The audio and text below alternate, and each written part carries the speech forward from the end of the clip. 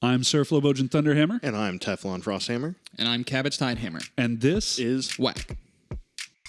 If amtgard knighthood means anything, you can't knife a motherfucker and keep it. And the thing that people need to understand essentially about arts and sciences events is that your scores don't matter. Do you want a black phoenix or a white phoenix? Jeez, language, man. We're on right. a freaking podcast, for fuck's sake. Mind-blowing experience, right? Hello, everyone, and welcome to WAK, where we discuss topics important to the amtgard community at large and talk with interesting people from around the foam fighting world. This week, we are going back to our own kingdom, the Kingdom of Winter's Edge, to interview two of our, I think they've been in the game for eight or so years now. Two of our more experienced players around here moved into leadership recently, doing a lot of good stuff there. Belle and Cocaire, thank you so much for joining us this weekend. Or Friday. Hey, guys. Day this is. So we always start off with the question, how did you get into foam fighting? How did you get into amtgard? We'll pass the question to Cocaire first. I'm just going left to right. So Cocaire, how'd you get started? I got started from work, actually. We hired a new press helper when I was printing, and he was into the foam fighting and live steel fighting, and he was a member of Eastwind Castle. And the more we kind of got to know each other, the more he realized, you're one of us. You need to come out here and play, you know. And I went out, and the second time I went out was Sunday, and they were having amtgard, and that was pretty much the beginning of the end. I mean, the beginning of it all for me. So you, like, I guess originally was the first brush you had like live steel fighting at Eastwind, or was it they doing some kind of foam and then? No, it was live steel. Oh shit, that's awesome. It's kind of a rough introduction though. Yeah. Hey, you have to. You're not allowed to join SCA until you've gotten a belt in amtgard. That's where all knights go to retire. He's Right. Yeah. And then for me, he took me kicking and screaming. I had no experience with LARP or he played D&D as a kid. I had no idea what D&D was other than it was a bunch of nerds that played a game. And we went out for Eastwind and I loved it. The ANS side. I don't fight. I don't want to say I don't fight. I rarely fight. But I fell in love with the ANS side of amtgard. And we've been playing ever since. That's amazing. I mean, I've seen some of your work. It's absolutely astounding. Cocaire, I know you make bows as well. You got awarded for that very recently, making bows, I believe, wasn't it? Yeah. Do we want to jump into what that process is even like? Because I have no clue how that works. Can you detail that for me a little bit? So basically, you pick your colors. Most woods cover most of the spectrum of color, except for blue. Other than blue, you can actually get natural colors. I use only natural colors. I don't like the dyes and the stains and all of that. They can actually weaken the wood in the long run. But you're making a laminate out of the different woods that you want, and then you form and shape it and cut it down, and there's about 20 little detailed steps in there. But the end result is you come out with a bow. It takes probably about 20 hours, 25 hours from start to finish. Damn, that's no small feat. Is making bows something that you got into as a result of amtgard, or were you already into woodworking and this was just kind of a natural progression? Oh no! Before I had done macrame as a kid, and I had been made fun of a lot for my art, my drawings, my stick figures that suck horribly, and which is weird because I do leatherworking, and if you put a piece of paper and a pencil in front of me, I can literally screw up a stick figure. But if you put a swivel knife and a piece of leather in my hand, I can draw for some reason. I haven't figured that out yet, but but yeah, I really didn't. I had little interests, light, normal hobby interests, airplane models. I was in the rocketry club in high school, that kind of stuff. But like the leatherworking and the bowyer and a lot of the little more detailed arts and all of that I did not get into until I got into amtgard. Okay. Now, Belle, I'm familiar with some of your work mostly because I've eaten it. But I know you've made some pretty cool garb pieces as well. Tell us about like what you like to do. You know, you said the ANS side really grabbed you. So what's your favorite part of that? Culinary. It really is my favorite. But I think before amtgard, I've always been craft. I took art classes in school, and in summer camp, it was actually one of my first jobs. I was the director of arts and crafts for summer camp when I was in my teens, and I got into jewelry making and just repurposing crafts and things like that. And it's just always been something since I was little. Mom and I used to make Christmas ornaments out of beads and styrofoam balls and glue and string. And it's just, she was a seamstress. She cooked. And I just picked it up from her. My dad sews and does woodwork and works on cars and houses, and he taught me all that. So I was very, very self-sufficient when it came to all things crafting and home ownership. Oh, okay. That's awesome. Yeah. So I feel like we maybe have buried the lead a little bit. When did you, because we've sort of gone out of order, but when did you guys get into amtgard? Because Flo said 8 or so years, and I feel like I just took that at face value. But when did you guys actually get into amtgard at Eastwind? Be 8 years. Be 8 years. It was April 2015.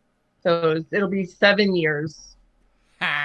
Which is like 8. It's not -1. She knows to the month, by the way. No. None of us can tout that. Mine was in October. Fuck you.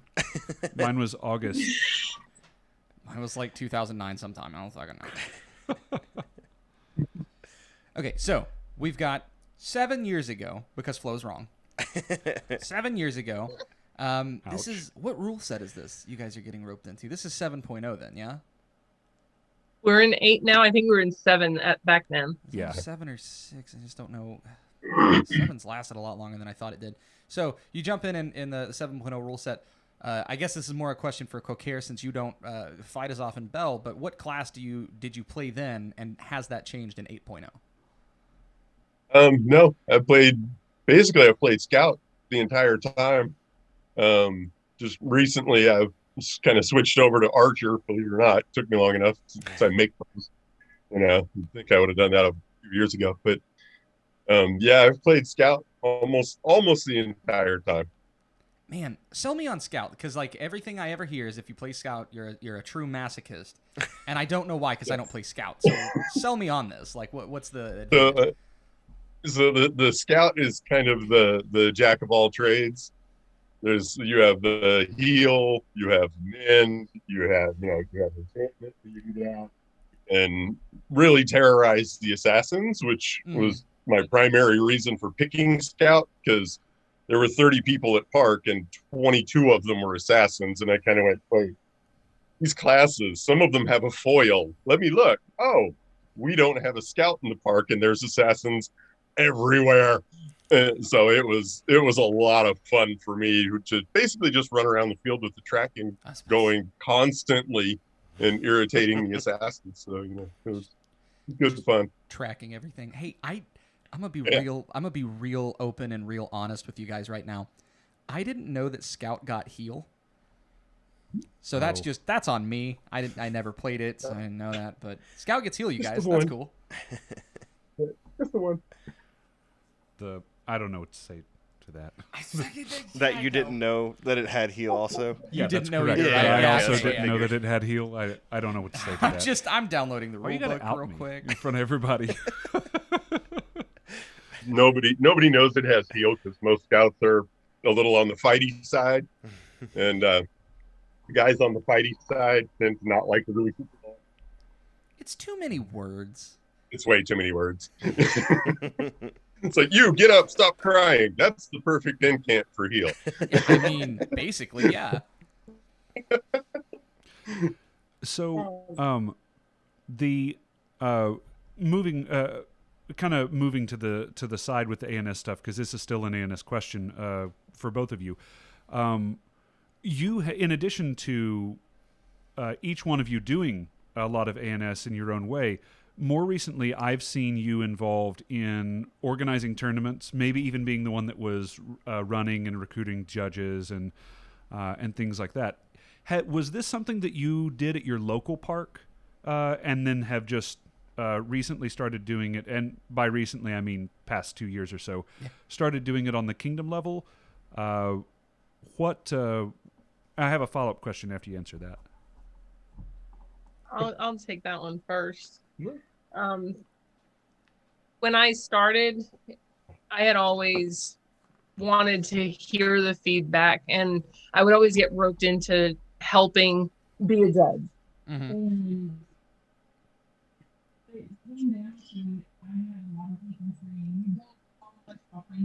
Your mic was doing this thing. Okay, cool. Sorry, your mic was doing this thing where it sounded like it was underwater for just a second, and then it picked back up. You're good to go now.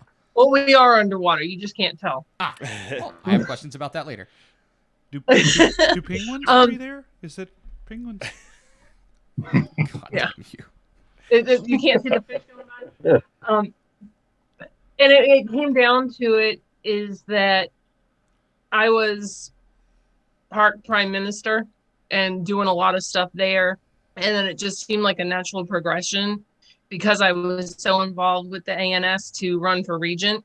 And when I did Park Regent and I started to do the tournaments and all that there, it was that next progression, and that next step is why not take it to Kingdom? Mm-hmm.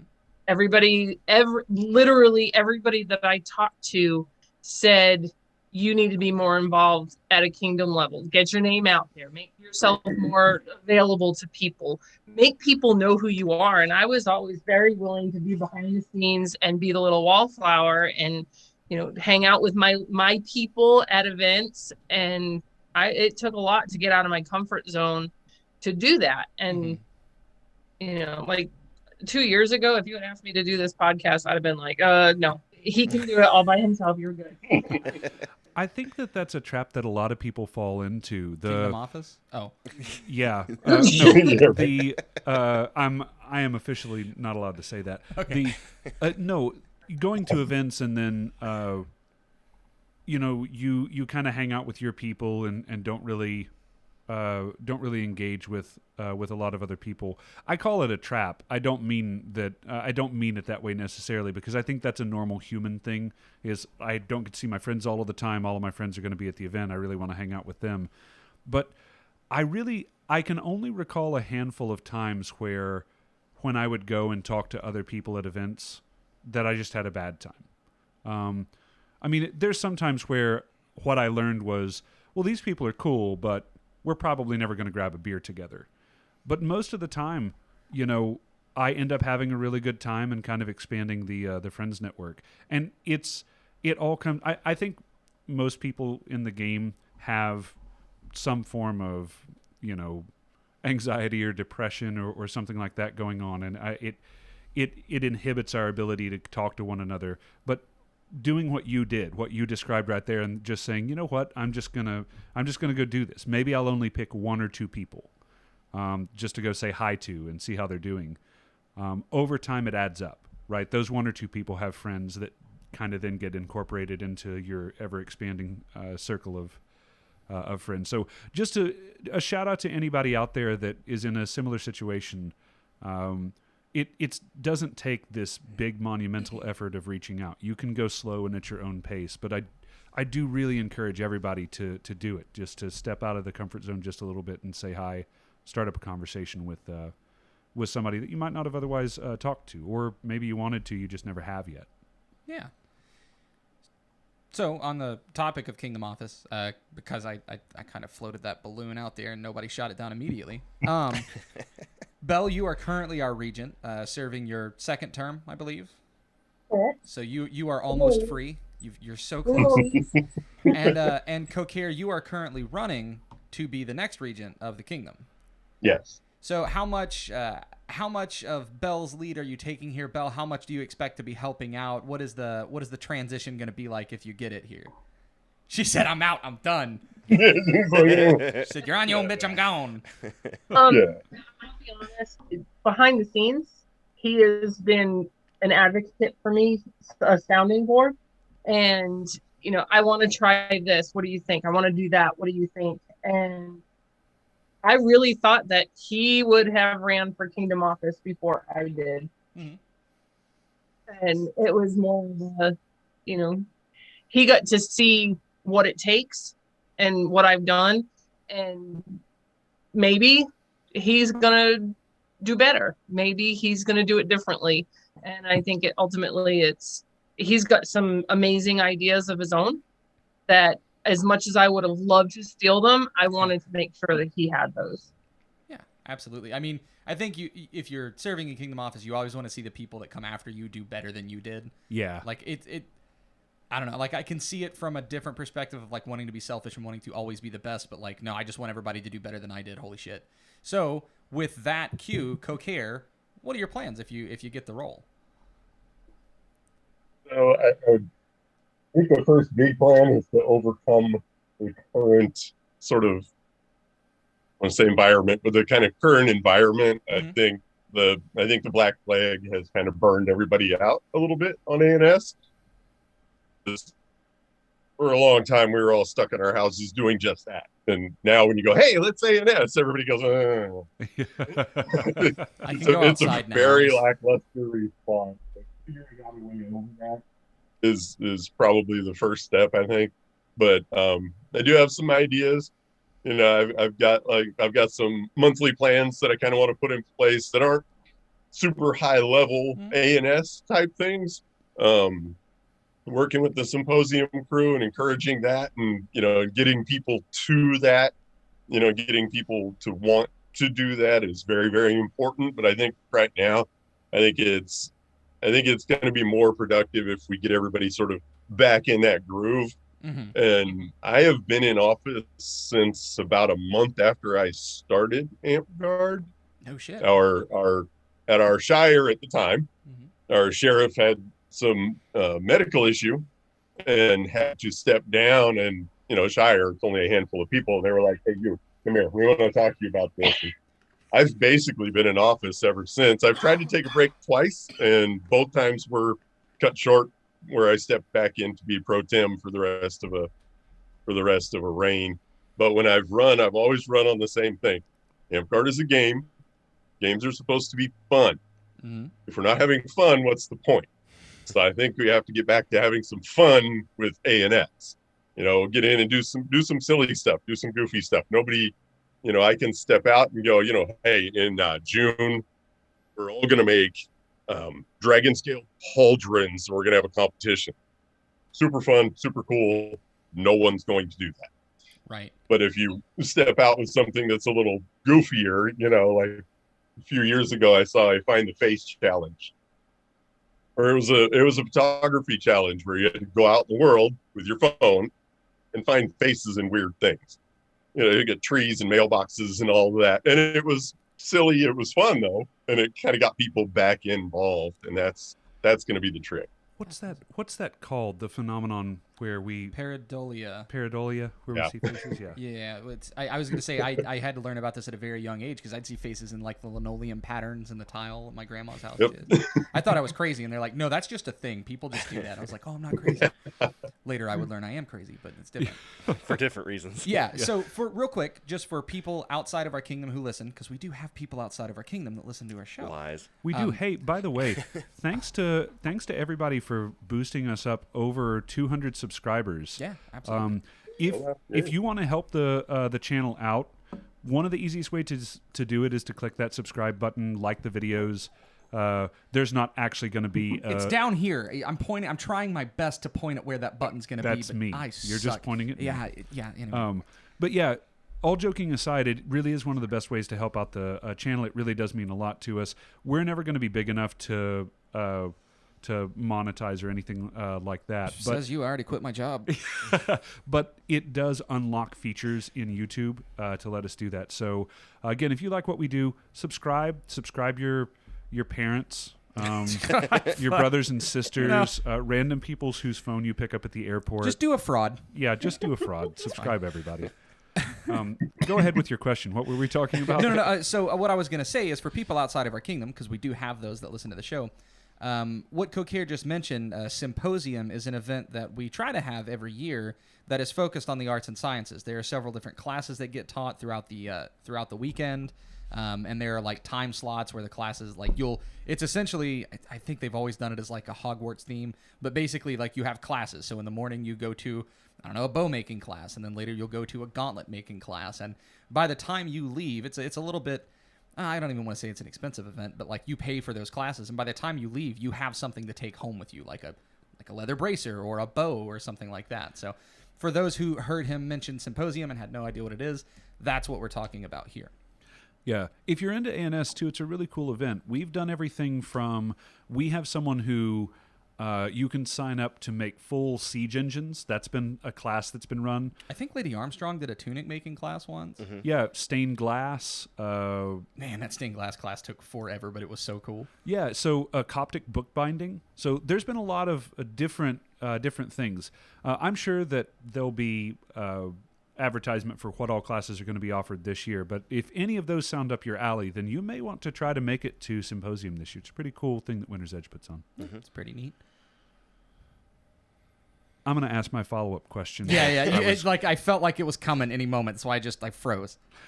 So my follow-up question kind of ties into the leadership stuff that we've moved into here, and that is that we kind of transitioned from your interests, both of your interests in ANS, to moving into a more structured leadership role in ANS. But you've actually facilitated other people doing this as well. You've gotten judges. You've held a lot of mini competitions, both at your home park, some of which you were talking about there, Cocaire.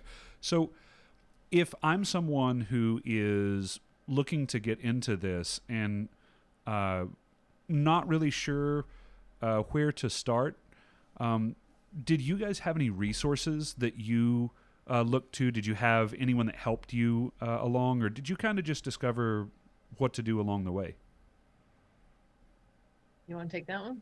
I learned a lot of it along the way, and as I learned, the park grew. So as the park grew, the more I learned, and you kind of reach thresholds where it goes from we're all sitting, your entire park is sitting in the living room sewing, to, there's 20 people now that want to do this thing. We have to figure that out. Mm-hmm. And you start kind of picking up logistics and scheduling, and then you run, competitions, and you realize, I have to organize judges and I have to get awards. And like, as the park has grown over the years, the amount that you need to be capable of has grown over the years. As far as resources, the one I've leaned on pretty heavily is actually the amtgard Leadership University. Mm-hmm. They have a lot of really good stuff in there. It's very interesting. They've got a lot of judging panels and things like that. And she's over here elbowing me earlier. I'm kind of laid the groundwork, and I'm getting ready to really kind of put the spurs to it a little bit. But I've built the amtgard Judging Academy. Oh, that's really cool. I'm trying to collect resources up and get people, like somebody here could do like a cooking class, but instead of doing a cooking class, do a class about how to judge culinary.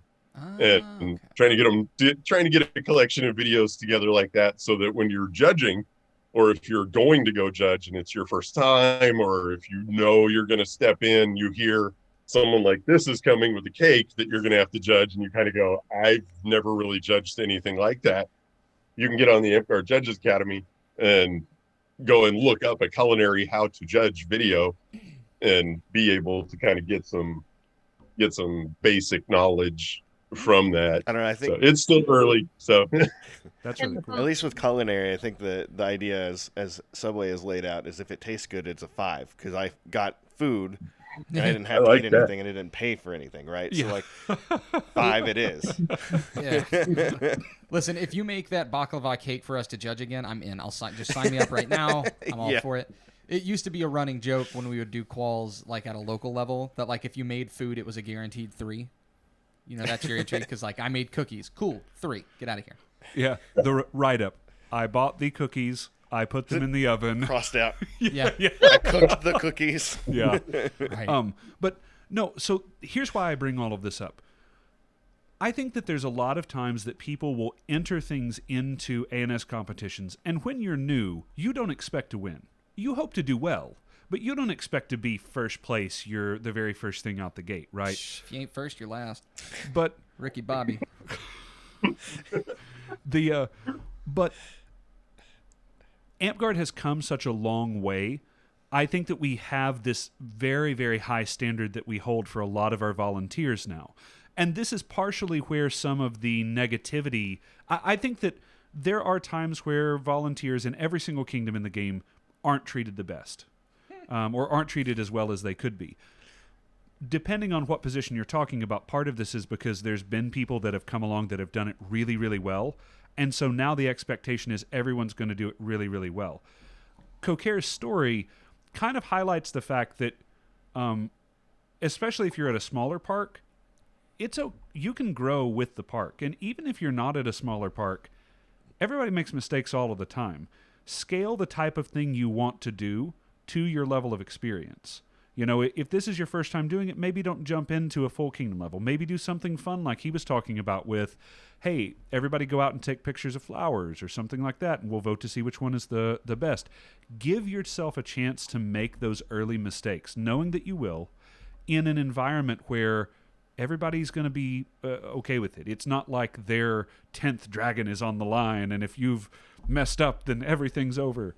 That was the real feel that I got from what you were saying there, is you ran a lot of smaller competitions and gave yourself some room to learn and grow, but you're also giving your park room to learn and grow, which is super cool. We always have to remember that it's not just us that we're raising up when we do these things. It is everyone that is connected to us, everyone in our circle, not just our friends, our whole park, and our kingdom at large in a long way. So I think that that's really cool, and it's a part of the game that we don't discuss very often, that you don't have to be perfect when you step in. But I would seriously recommend that everyone scale to what your experience level is at the time. Oh, hey, hold on just a sec. You're underwater again. Underwater? Nope, okay, there we go. No, you're good now. Go ahead. It's Cabbage's fault. That sounds like me. I agree. But I think part of it, that what we've done also, at least for the competitions that we've run, is we try to get newer judges as well as the experience so that you can have a shadow and you can learn, but understanding that if somebody is a 9th dragon and their 9th dragon is for culinary, if they're doing a painting for the very first time, that should be in your write-up. Obviously, you want to say that this is the first time I've done it.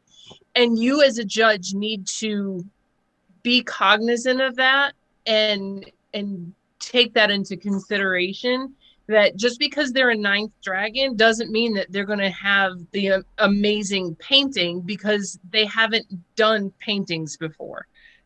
Everything's, sculpture, or, it's culinary. They've got their Vidalia. She's got her 9th dragon, something like that, 10th dragon. I forget what level she's at, but if she's never cooked before and now she's presenting something culinary, go easy.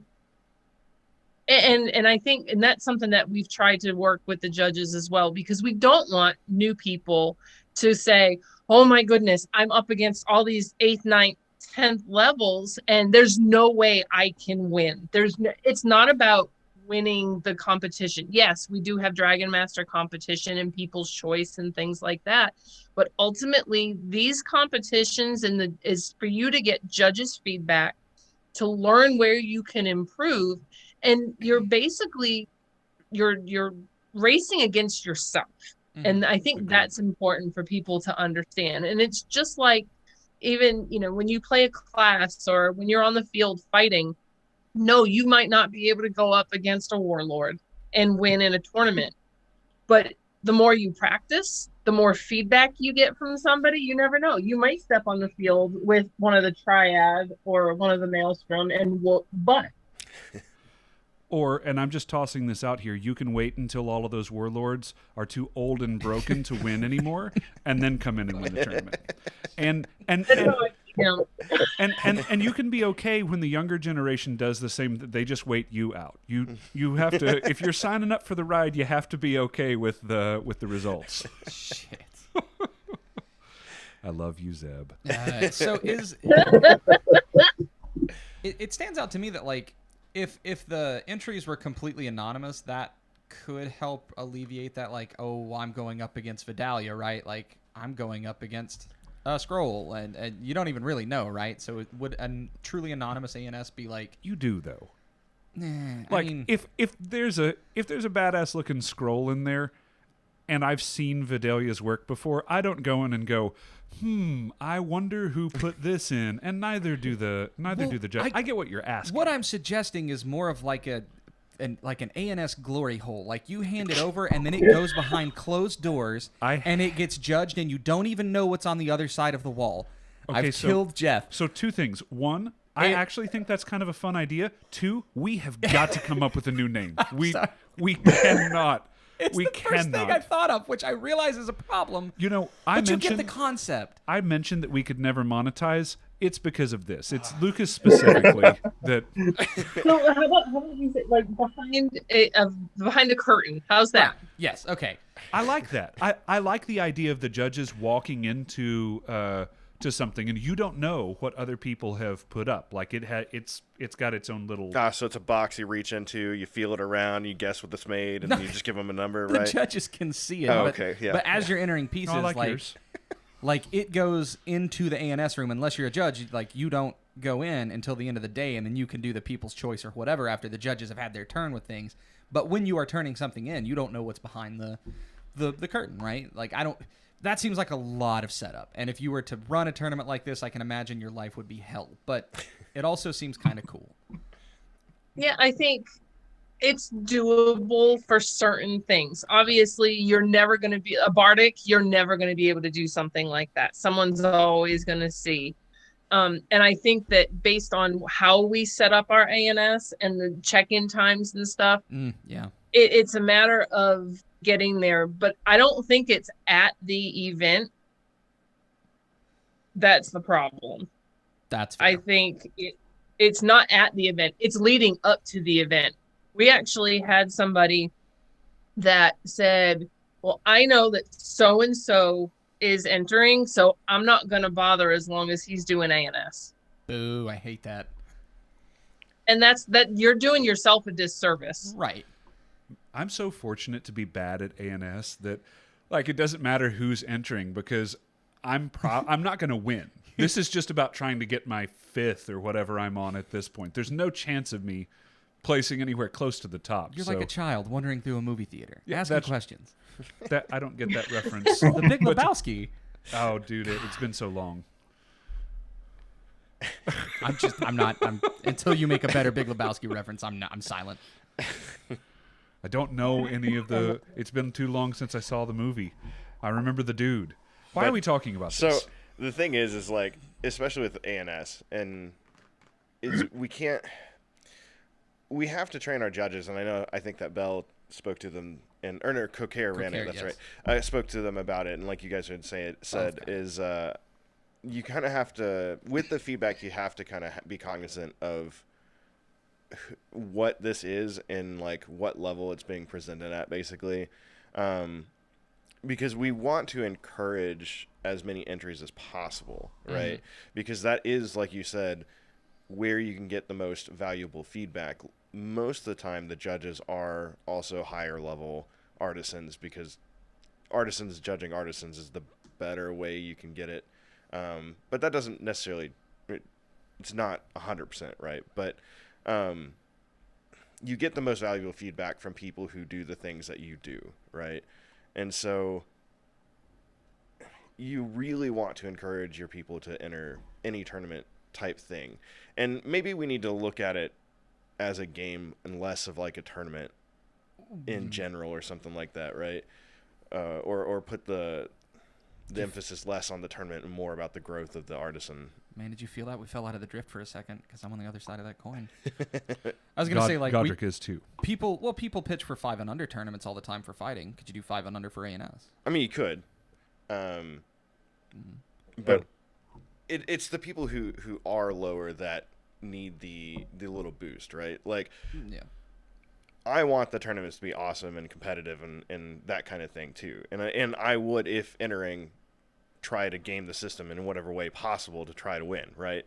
But that's because I'm super competitive. A lot of times what I hear is people who are not competitive are the ones entering ANS stuff, or sometimes the ones entering ANS stuff, and they get discouraged about entering because they were critiqued harshly and not with a cognizant judge, basically. Some of that is because we don't get to spend a lot of time with each entry and things like that as judging, but you know. The things that we'll do at Park is, like, we're actually kind of planning to do one for the symposium. Actually, it's during the summer. We'll have all of the artisans at Park that want to. We'll probably get together online. We might actually do it in person, but sort of pre-enter. It's not really a competition, but you bring what you're going to enter, and you kind of let your peers kind of look at it and say, you know, this is awesome, this is great. What happened here? You know, what is this going to do? Or, you know, a lot of times you kind of see where they're going, right? And it's a really good time to sort of build that confidence that you can enter, you can get feedback, and you're going to wake up tomorrow in your own bed and you'll be fine. Right. Okay. And for new people, it kind of helps with that anxiety to sort of have a low-key, zero pressure environment to kind of put their whatever it is they're working on out there and sort of say, you know, how do I make this better? You know, is this good enough for a kingdom competition is the big question, and the answer is always yeah. You go for it. You know, you have to do it the first time at some point. One of your times is going to be your first time.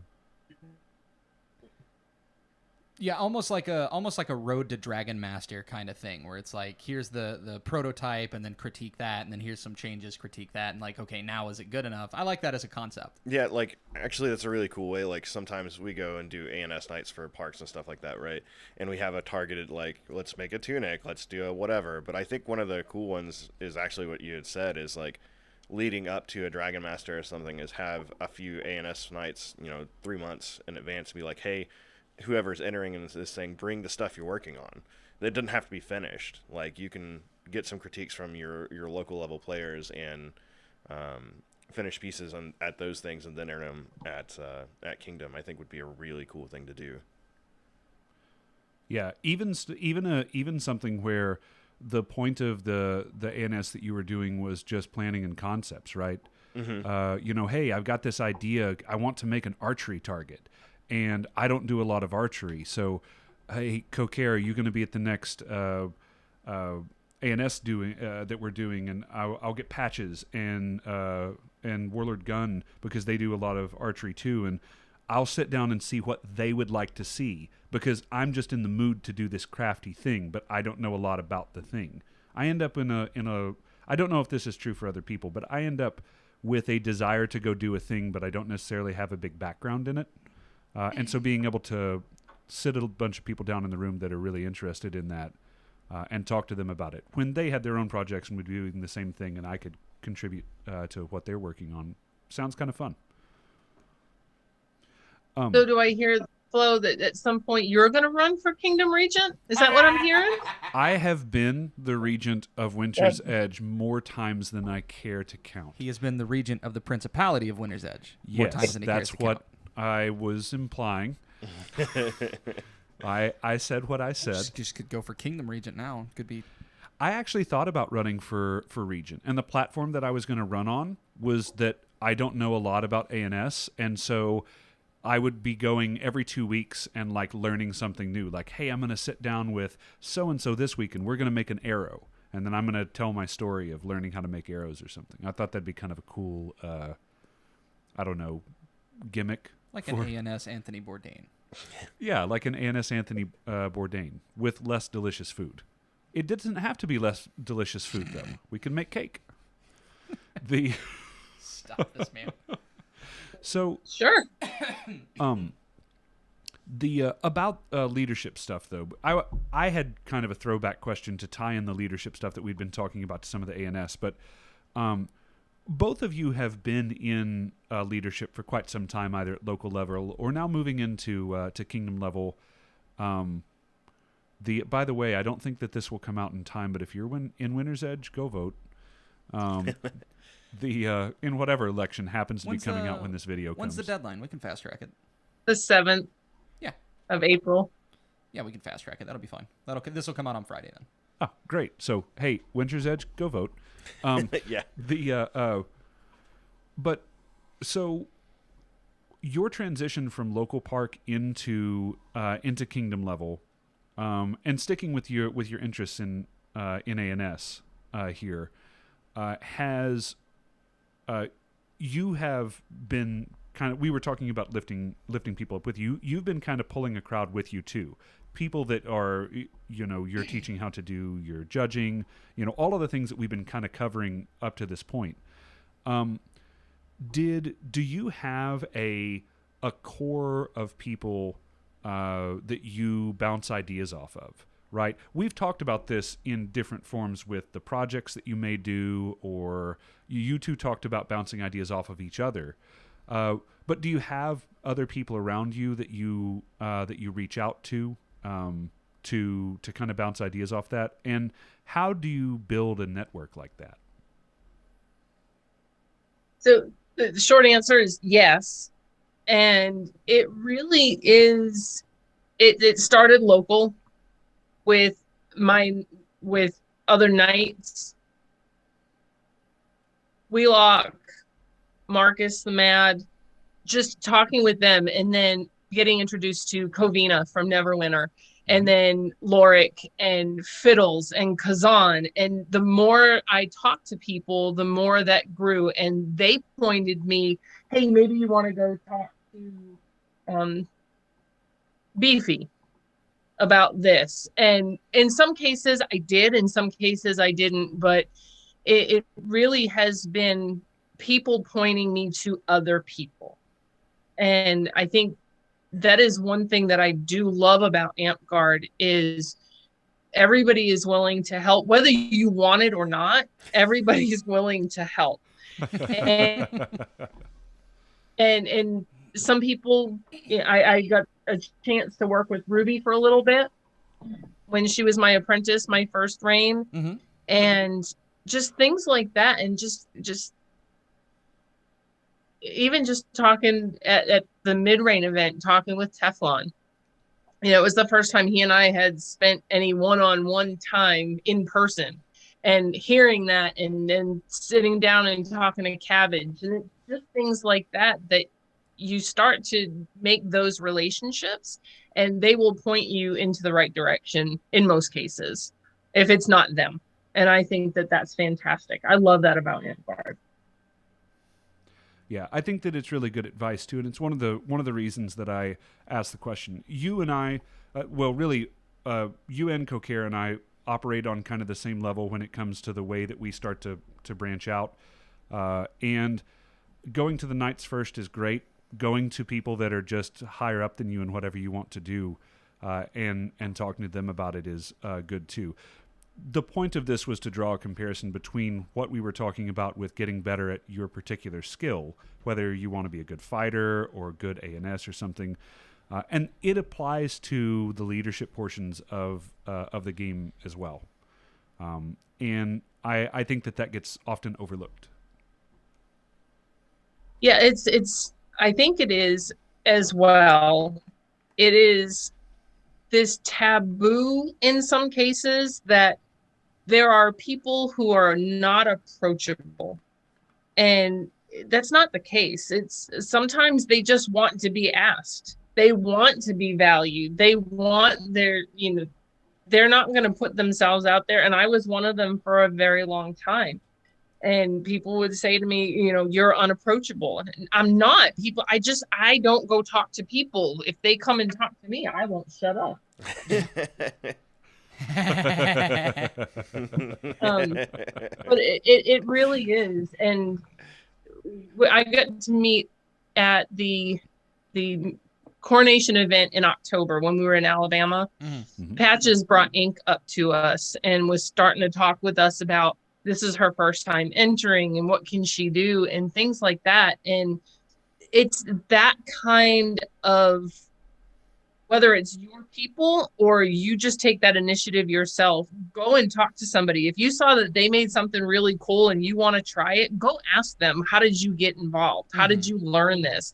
And if it's leadership, hey, I someday want to be kingdom leadership. What did it take for you to do that?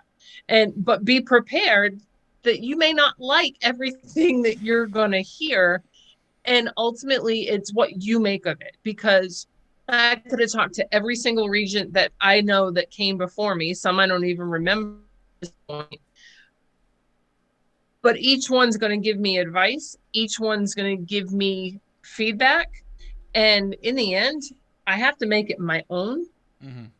And I have to live with that decision as well.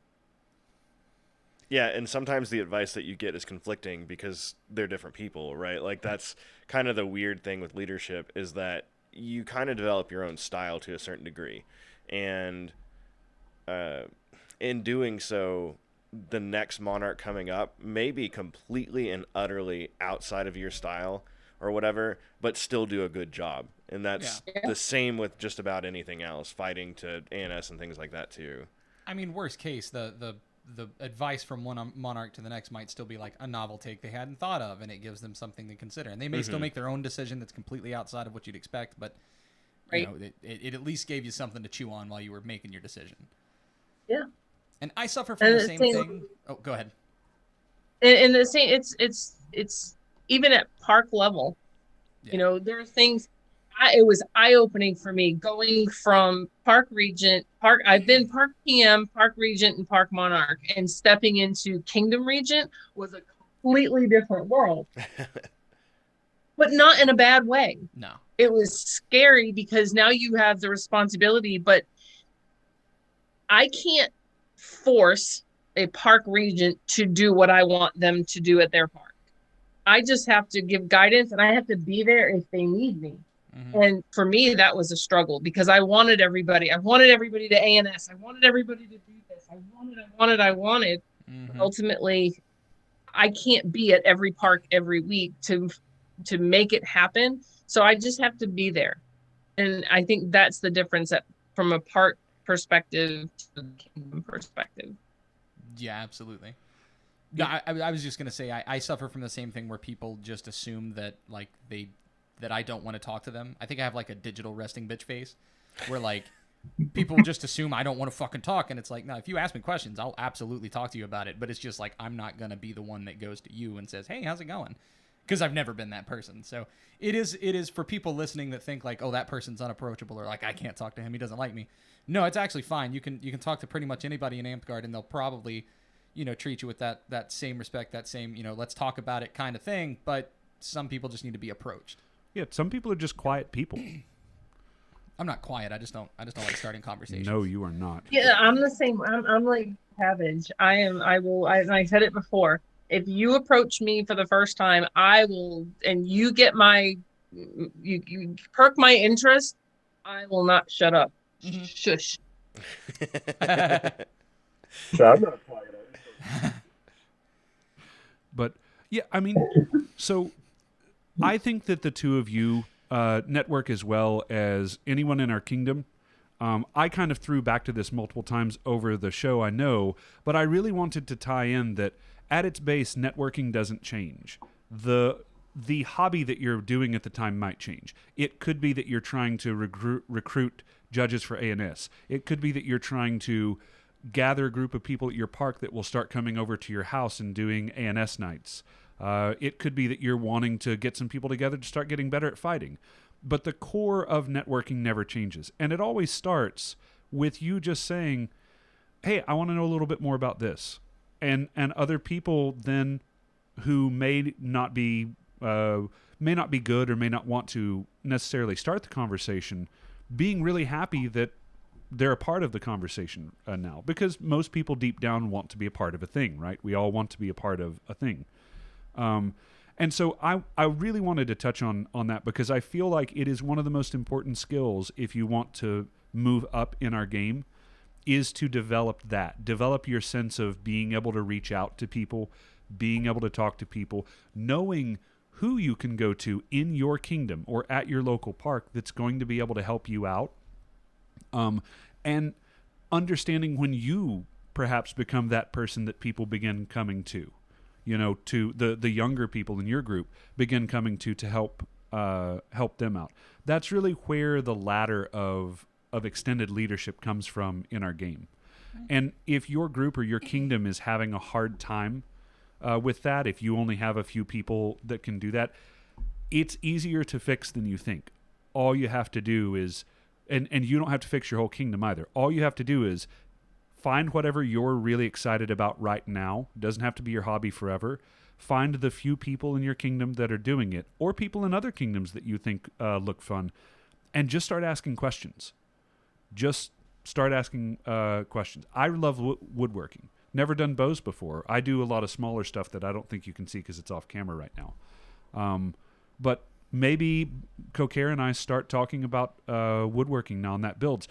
Cocaire and I have actually had a conversation like this where he was getting into brewing. I've been doing brewing for a while, and so we had a little bit of a back and forth about brewing.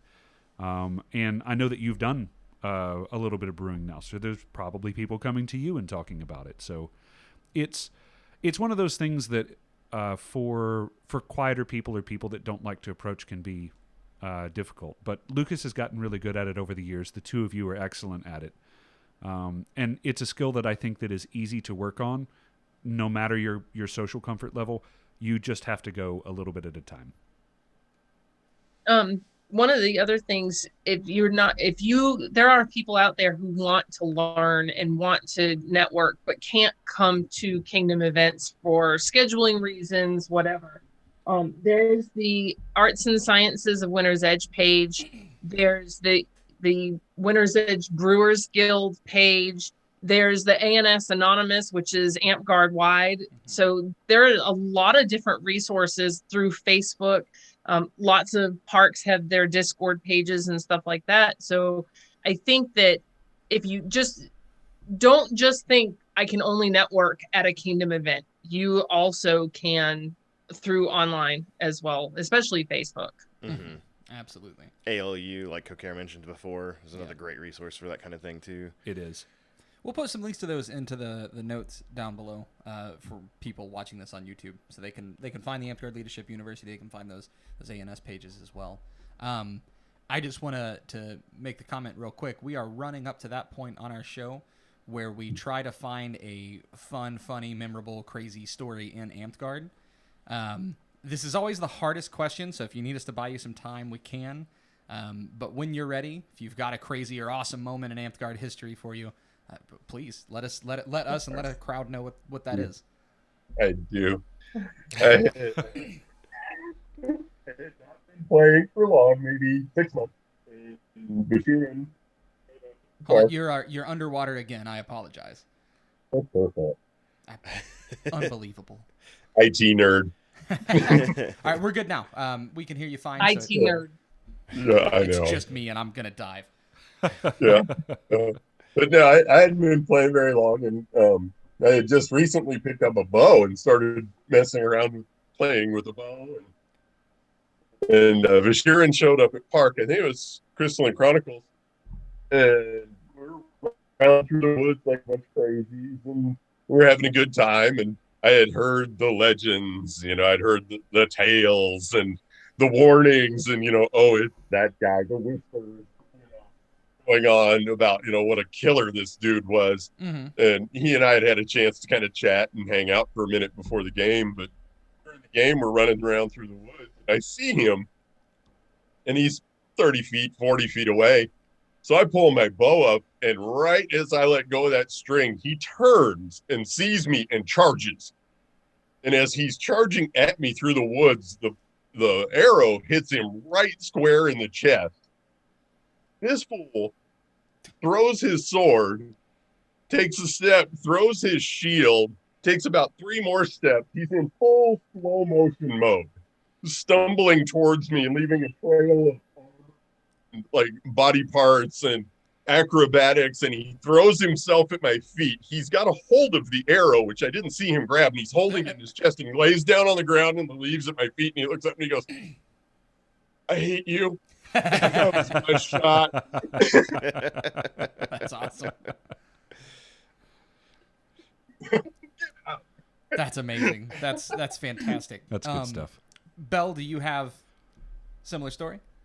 I do, and I'm going to preface this with saying I apologize that I don't remember who it was. Yes. So we were at Murder Barn. It was I think not the last event, but the Greek themed event. Mm-hmm. And I had on my white flowy undergarment dress looking thing that I wear. Mm-hmm. And Cocaire and I had camped out in the van. Mm-hmm. And it was about 5:00 in the morning. It was foggy and cold, and I had to pee. So I had to march up into Murder Barn to go to the bathroom, and my hair was pulled back, and I had this long flowy dress on, and the wind was blowing, and I scared the bejesus out of a bunch of people that had been up all night because they thought this like cloud ghost figure was walking through. And one of the ladies actually turned to me and said, I almost peed my pants. And I said, that's where I'm going. I don't remember who they were, but it's something like I've got other stories, but I think that one is probably the most memorable for me because I don't camp most events. I don't camp. We get a cabin, we get a hotel, and that was like the first camping thing that we had done. So, staring the dickens out of lots and lots of people that morning. Nice. That's awesome. More effort should go into scaring the late night crowd. I'm just saying. Yeah. Agreed. There's every single event has that crowd that just they stay up the entire night. Like it's 5 a.m. What are you doing? Yeah, I don't get it. All right. Well, Cocaire, Belle, thank you so much for your time. It's been great to sort of get your story out to the kingdom. Mm-hmm. We will put this up this Friday, so we can also try to get out the vote. Winner's Edge. That's you. So, or anyone else that has any election coming up, go vote. But mostly Winner's Edge. One last thing before we go, too. So anyone visiting our kingdom, let's say in 2022, if they can only go to one event in Winter's Edge, what event do you recommend they come to? Oh, ask the Regents. Good idea. Right? Symposium. Yeah, Symposium. And do we have the dates really for that? Is. Say it again? Do we have the dates for that? It's July 22nd through 24th. And it's at Camp Meadowbrook in Cullman, Alabama. Oh, that's a cool site. Okay. It's a beautiful site. Beautiful. And Arco and Runa are running a symposium this year. I'm doing Feast, a little plug. And I'm in. Yeah. Hey, we're going to be close to you, no, Wetlands. So Teflon, no, you don't get to say woohoo for Feast. I've seen you eat. Child. Like true. A child. One last thing, too. I want to give an extra special thank you to all of our Patreons and anyone who has supported the channel in any way. If you would like to become a Patreon or support the channel in any way, we will have links to all of that in the description. We'll have all the other links that Cabbage mentioned as well. Like everybody said, thank you so much for joining us. This was a lot of fun. Cabbage, you ready to roll that outro? Hey everyone, thanks for listening. If you liked what you heard, be sure to subscribe to our podcast on YouTube or Spotify to get notified about new episodes. And make sure to follow us on Facebook for announcements and more.